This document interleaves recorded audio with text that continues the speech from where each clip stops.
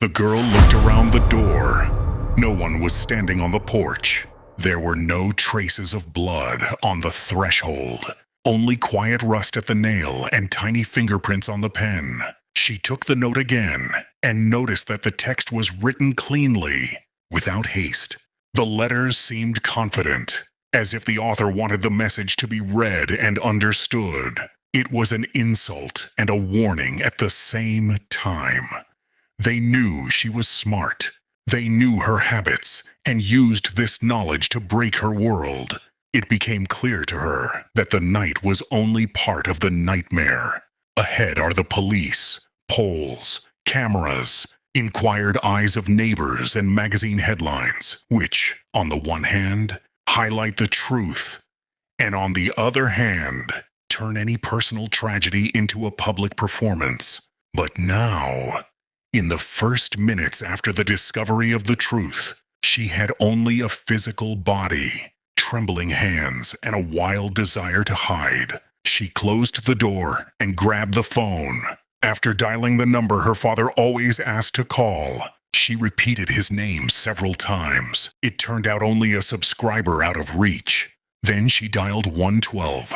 The voice on the other end trembled, but the mechanism was triggered. A few minutes later, her house was surrounded by people with flashlights. Then the police came. Then the forensics.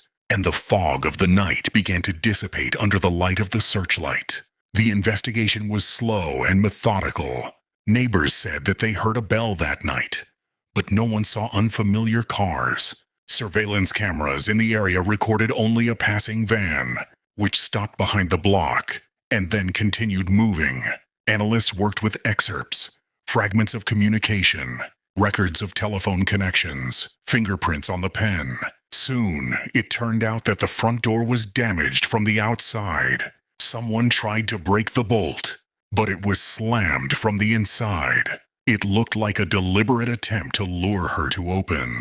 The police left a sensation and official words for adults, but the most painful part was interrogations and views. People asked how she reacted, how much time had passed, why she did not open.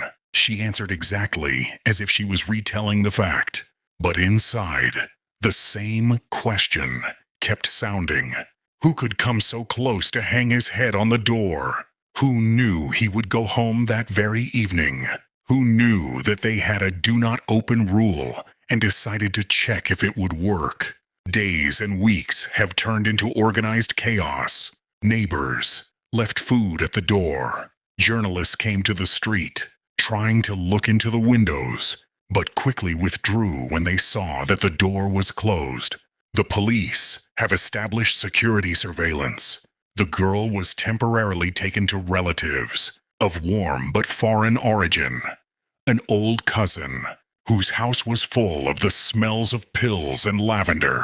She tried to study, but the lessons merged into a foggy background. The nights were full of noises, doorbells, ticking clocks, someone's steps on the stairs,